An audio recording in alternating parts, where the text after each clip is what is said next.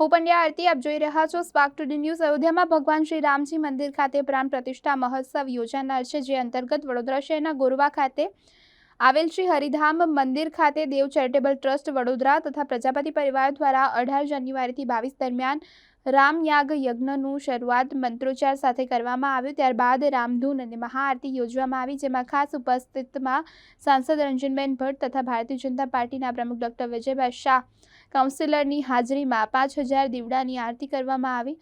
સાથે ભારતીય જનતા પાર્ટીના પ્રમુખ ડોક્ટર વિજય શાહનું સ્વાગત કરવામાં આવ્યું, જેમાં મોટી સંખ્યામાં તમામ જે લોકો છે જે આરતીમાં જોડાયા। શ્રી હરિધામ મંદિર અને માન્ય શ્રી દલસુખભાઈ પ્રજાપતિના કુટુંબ દ્વારા 16મી તારીખથી રામ યજ્ઞની શરૂઆત કરવામાં આવી છે। આજે 11000 દીવાની અહીંયા આરતી પણ કરવામાં આવી રહી છે કે સમગ્ર વાતાવરણ અત્યારે રામમય બની ગયું છે। આ વિશાળ મંડપને પણ અયોધ્યાની જેમ અહીંયા શણગારવામાં આવ્યું છે। 3600 જેટલા શ્રીરામના મંત્ર એક પુસ્તકમાં લખાય એવી રીતે 10,000 કરતાં પણ વધારે પુસ્તકોના માધ્યમથી લગભગ 36 કરોડ જેટલા શ્રીરામના જપ અહીંયાથી લખીને અયોધ્યા ખાતે મોકલવાનો સંકલ્પ પણ એમણે લીધો છે।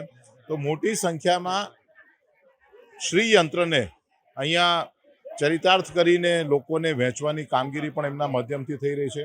ખરેખર બહુ જ સુંદર મજાનું કામ રામલલ્લાના 22મી જાન્યુઆરીના પ્રાણ પ્રતિષ્ઠા નિમિત્તે જ્યારે થઈ રહ્યું છે, ત્યારે દલસુખભાઈ પ્રજાપતિ, રાજેશભાઈ પ્રજાપતિ, વિષ્ણુભાઈ પ્રજાપતિ અને એમની સમગ્ર ટીમ એમને હું ખૂબ ખૂબ અભિનંદન આપું છું। અને 1100 નાળિયેર ઉમાણા પૈકીના 600 નાળિયેર આજે ઉમેશ ગયા છે।